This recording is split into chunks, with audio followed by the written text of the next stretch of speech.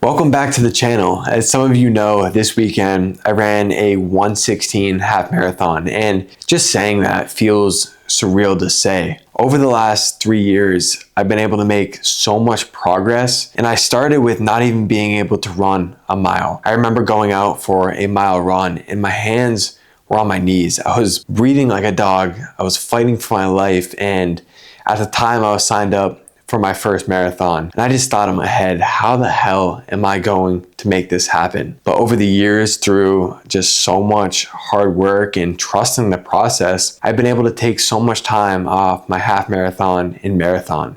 My first half marathon I ever ran was at 9:15 pace, and this half marathon was at 5:48 pace. So I've been able to take 3+ minutes off of my time just from showing up for myself every single day. And throughout this video, I want to run you through what the DC half marathon looked like, what my carb load looked like, what my paces looked like, and just how the course was overall, and just kind of give you some insights on that. I landed in DC Friday morning, and once I got to the hotel, my first concern was going out and getting some high carb snacks and some meals that I could eat to top my glycogen stores off before the race. So I ended up going to the grocery store. I got some bananas, honey, bread, some high carb snacks, anything that would hold me over for the next few days. And obviously, once that race comes, you are so sick of carbs. I'm someone who likes to get a decent amount of carbs in for my carb load. Like, I aim for about 500 each day, which isn't anything too crazy, but once that race is over, I am so sick of carbs for like the next few days. All I want to do is eat protein. But once I got back to the hotel with my food, I was situated and ready to go. And I think the hardest thing for a race is just staying off your feet a few days before. When you're in a place like Washington, DC, and there's all kinds of monuments and everything around, it's hard to not go out and tour these buildings. And I'm not saying stay off your feet all day long, because I think it is important to go out and get some steps, but don't go out and get 30,000 steps on the day, 40,000 steps on the day, because it's honestly super easy to do if you're sightseeing and touring all the monuments throughout Washington. So Friday and Saturday were spent just getting ready for the race. Saturday morning, I went and did a shakeout run at the 5:07, which is where I was able to grab my bib.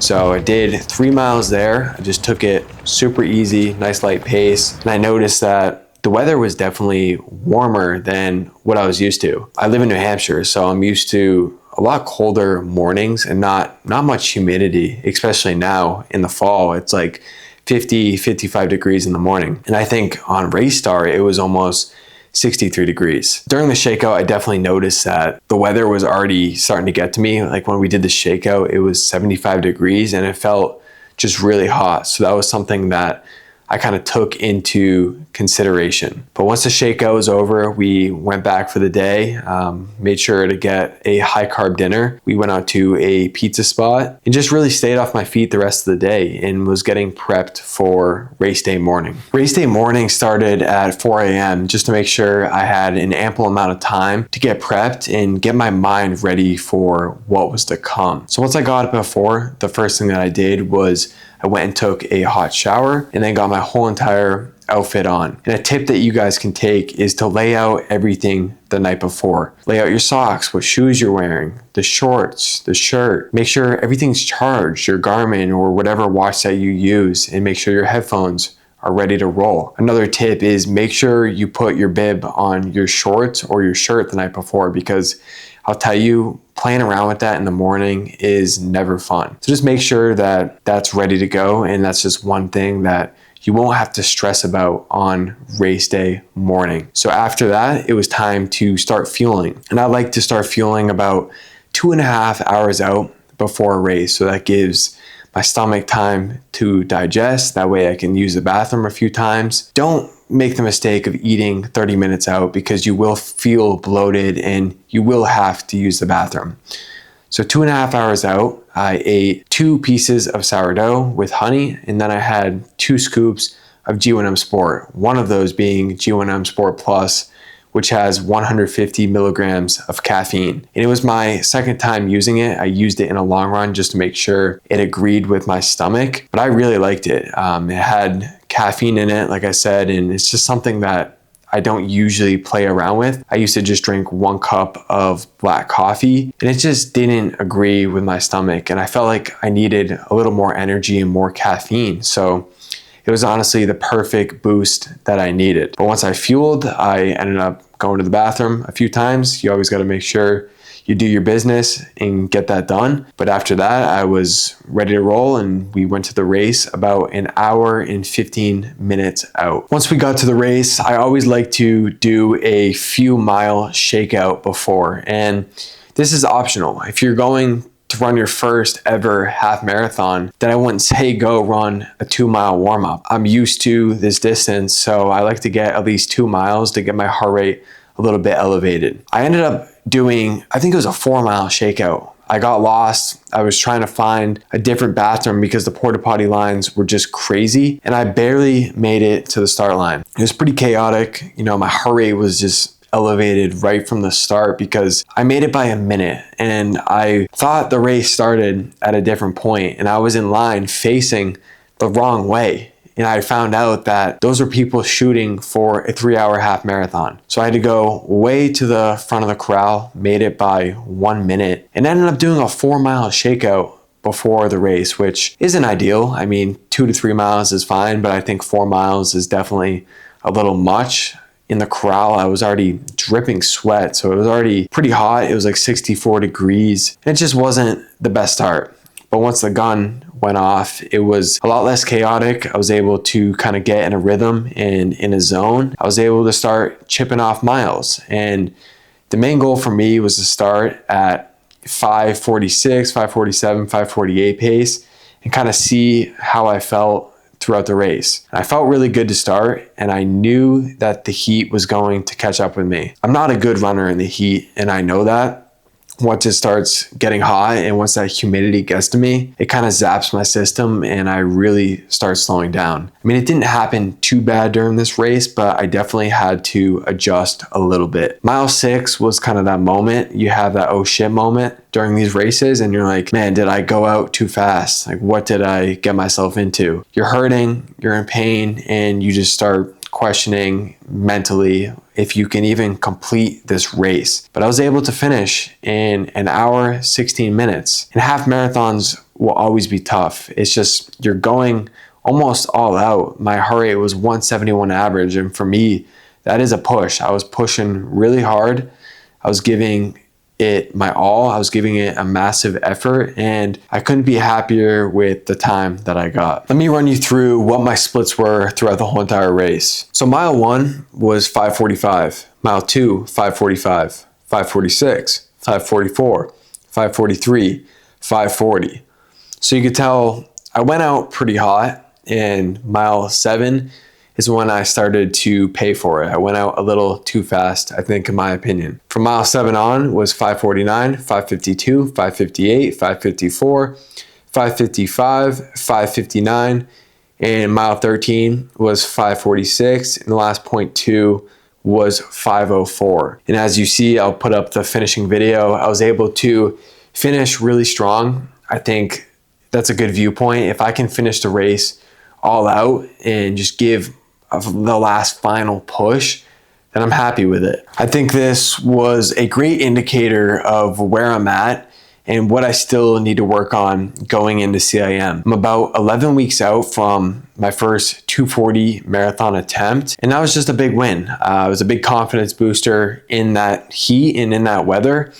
And if you can give me a 45-degree start at CIM, then I will go out and run a fast time. And I'm going to run a fast time either way. You can't use weather as an excuse. Like, conditions will never be perfect. There's always going to be something. But I'm excited to get better and improve over these next 11 weeks because that is plenty of time to keep shaving minutes off of this goal time that I have. So let me run you through some tricks and tips that I've used to get so much faster over the years. My first tip for you is that you have to be able to build your base slowly.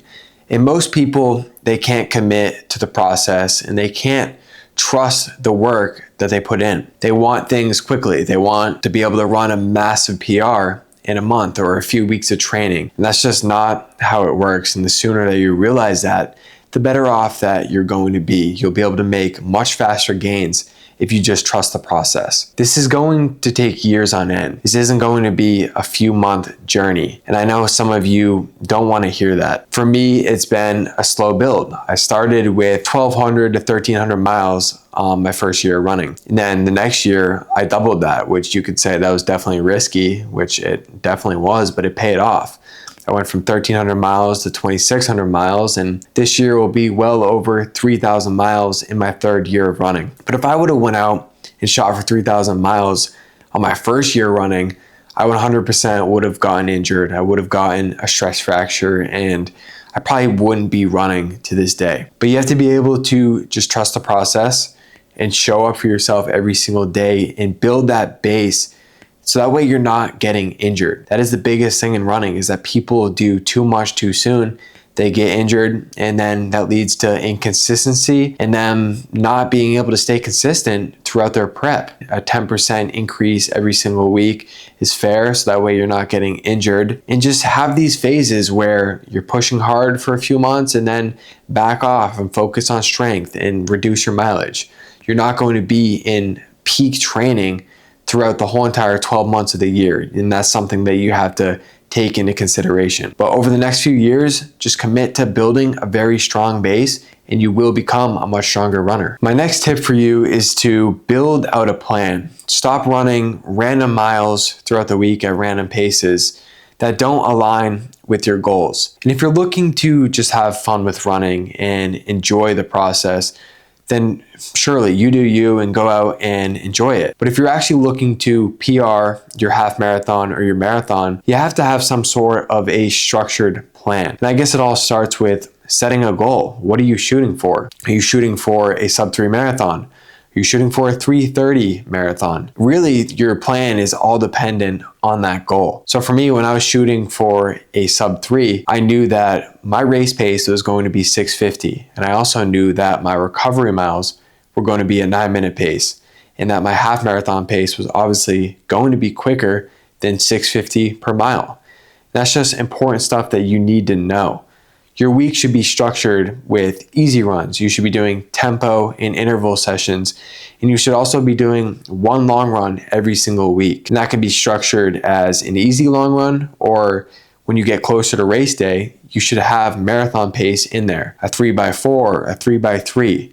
These are all imperative to hitting your race day goal. If any of you need any help with building a plan or setting up a race day strategy, feel free to hit me up in my DMs or even just through YouTube right here. I would love to help you out. I own a running coaching business, Iron Will Run Coaching, where I help people do exactly that, is build a plan, figure out what their goal is, and go all in and PR their next race. One final tip that I have for you today is the importance of fueling your workouts and your race day performances. And for me, when I was a beginner runner, I didn't know how to fuel for a race and just for any training session that I did. I wouldn't take any gels. I wouldn't carb up before. I wouldn't carb up the day before. And my glycogen stores were definitely depleted. Fueling properly can make or break your runs. And before you head out, think about timing. If you're running within 30 to 60 minutes,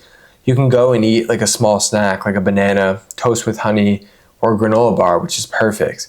For longer runs or races, it's very important to eat a balanced meal about 2 to 3 hours beforehand. This is something high in carbs and protein, but low in fat and fiber, like oatmeal with fruit or a bagel with peanut butter. And of course, hydrating throughout the day and adding electrolytes if it's hot is very important. Right now, I'm currently 11 weeks out from CIM, and over the next few weeks, I'm going to continue to share a lot of tips with you on how I've gotten faster and become a lot more confident runner.